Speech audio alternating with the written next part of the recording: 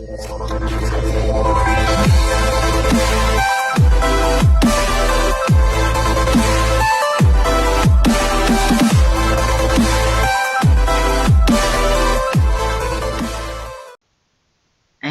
hello everybody, welcome back to the very last HTML5 tutorial. This is the last video I'm going to make about HTML5 and how it works, and the next video will just be about asking you a few questions to make sure that you actually know what's going on. So let's begin. Okay, so let's create our first search bar for the video. And just a normal search bar, nothing special.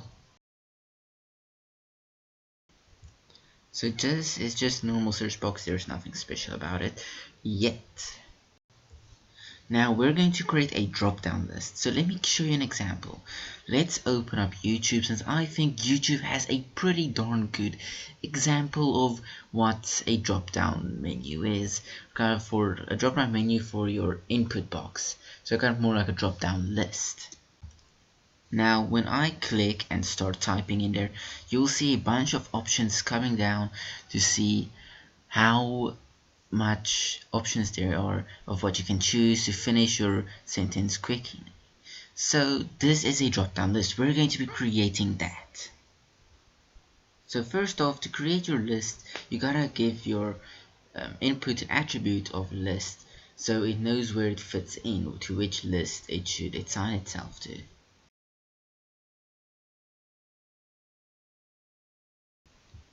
Next up, you create a data list.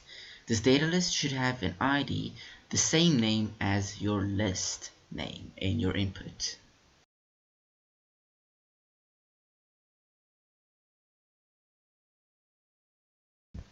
Inside of your data list, you should have elements called option. Option is the drop-down list. Then the value, the attribute value of the option, will be what is inside of the block that is presented to you. So we will just select colors.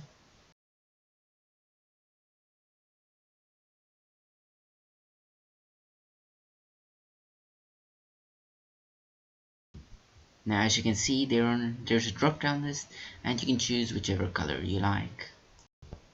Now I actually created a perfect example for this quite a while ago.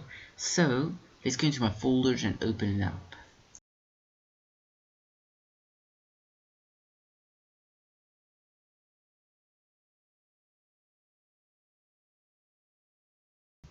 Now as you can see here, there's a drop down list with me and someone else's name on here.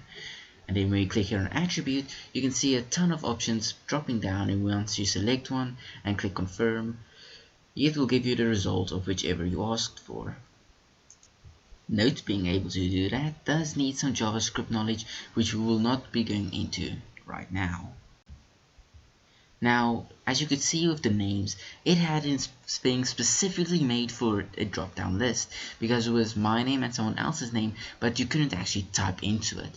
Now this is called a select. It uses options as well, but instead of having a value, you have to add a closing option tag and then add something in between there. Now as you can see, if we were to refresh right now, you will see that we have a ton of options in that drop down list.